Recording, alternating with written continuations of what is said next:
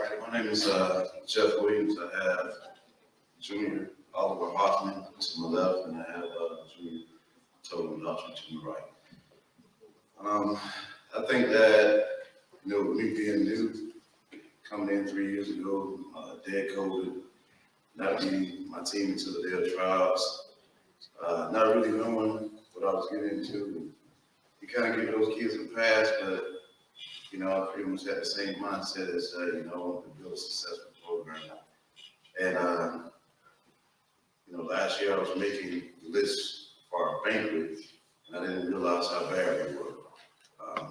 First team wasn't very good across the board. Last year the team definitely wasn't that good. On the ride over here, I was talking to Oliver, and he reminded me that he was a backup on the JV team that started the season. Joe Doctrine wasn't on our varsity. And by the time, the end of the season, we decided to go young. And both of those guys were in our starting lineup. Tolan actually had a couple of games over 20. He had a 30-plus point game last year also. And with us realizing that the program, and I know it sounds crazy, we won the region our first year, lost the region title game last year. But I always tell my kids I know what it looks like. I've coached Division I players, I've trained professional players. So with me and my assistant coach, Jaden Flowers, and he's been the biggest grab for me since I've been here, especially not knowing anybody coming in. He matches my work ethic, if not passes it. We're in the gym 7 days a week, 5 in the morning, weightlifting, Vertimax, shooting machine, plyometrics. And the program is finally starting to turn. We're starting to get some kids that look like basketball players.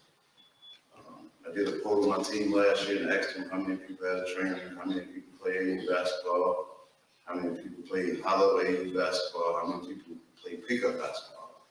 Hardly none. So that's why our program, although we had a little bit of success, was in the condition that it was.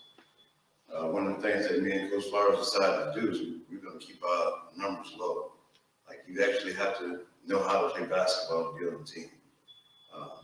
I thought after my first year, because we didn't have that many numbers, that the way to put the program was to keep a large amount of kids. That wasn't the way to go.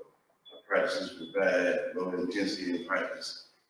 Had kids that couldn't pass, dribble, and shoot.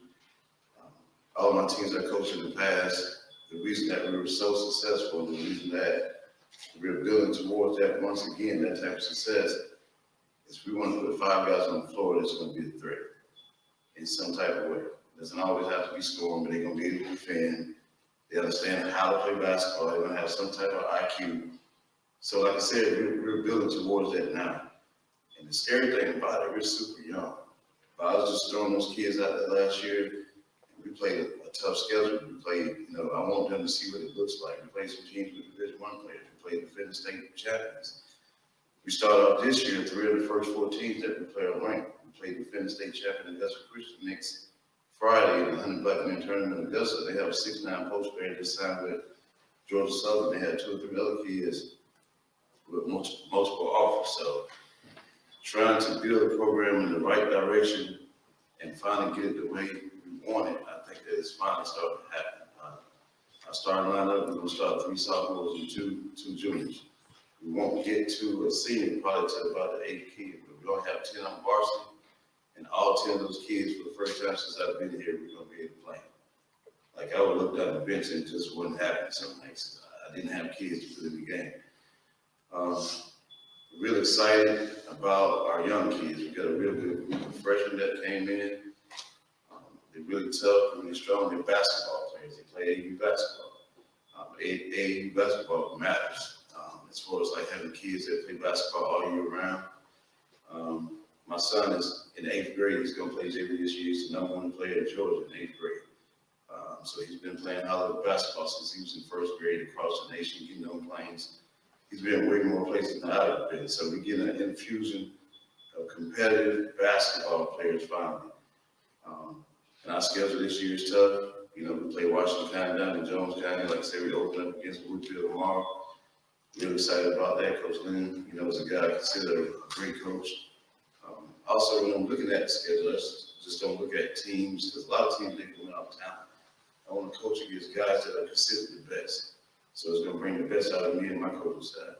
And also, my kids are going to have to understand that they're going to have to be prepared to compete in these games. So like I said, this is by far the best group that I had. A lot of coaches say that.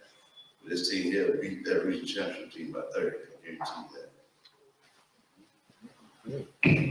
Coach, with the young squad that you're talking about, does that affect your style going into how you describe your style of play?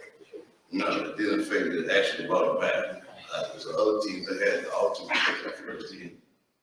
So that skill level was so low. That, Small was a good player, but he's like more like a post player, and that was it.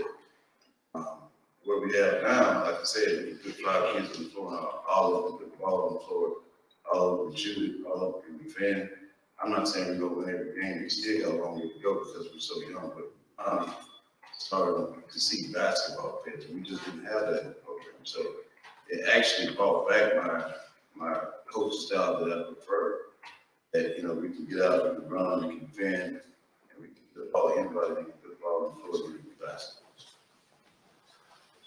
Coach, you seemed to last year, you had talked about having a lot of guards. You had moved to more of trying to put a bunch of ball handlers on the court at the beginning of the year last year. I know you made some changes mid-year, but you still were able to. Do you think you've just been working towards what you have right now? And is that what is fueling this confidence in the team that you have right now? Yes, anytime you put in the work, like I said, it's just like you're going to take a test. If you study and you prepare yourself, you're going to feel good about it. Like I said, the first year, because of the restrictions, I didn't meet the team until trials. Last year, because we weren't in school that year, we only had, I think, 9 kids in the summer, and we cut 3 of those. So this is the first year that we had a season, and we actually have returning players. We were able to go to camp. We were able to play the summer league. So that's where the confidence comes from, as far as being able to get on the floor and compete against other teams.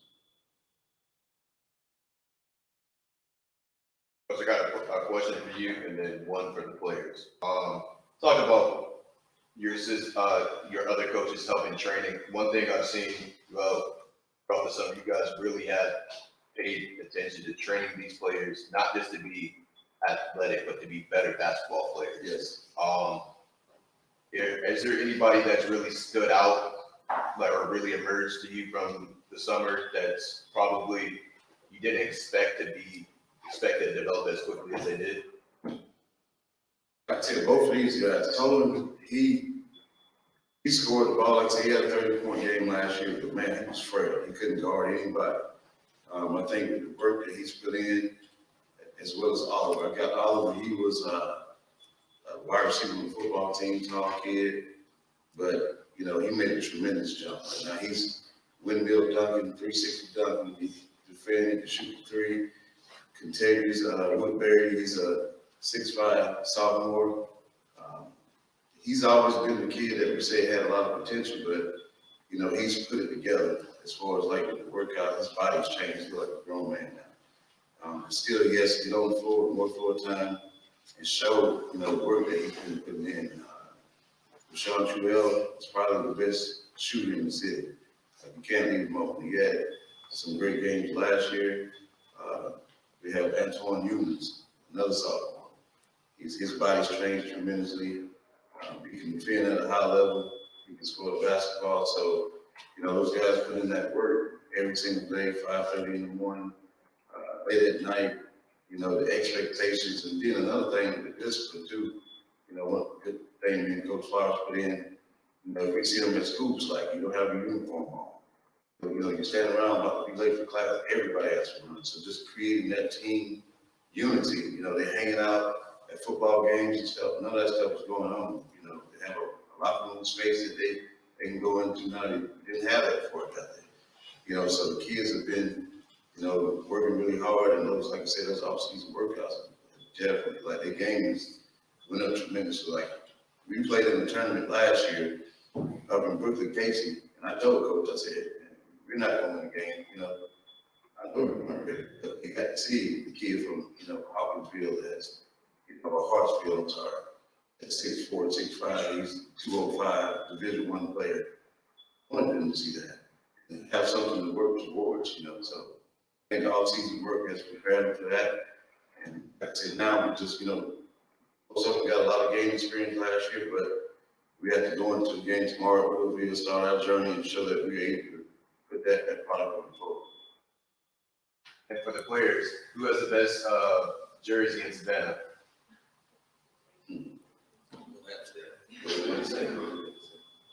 Little Nick.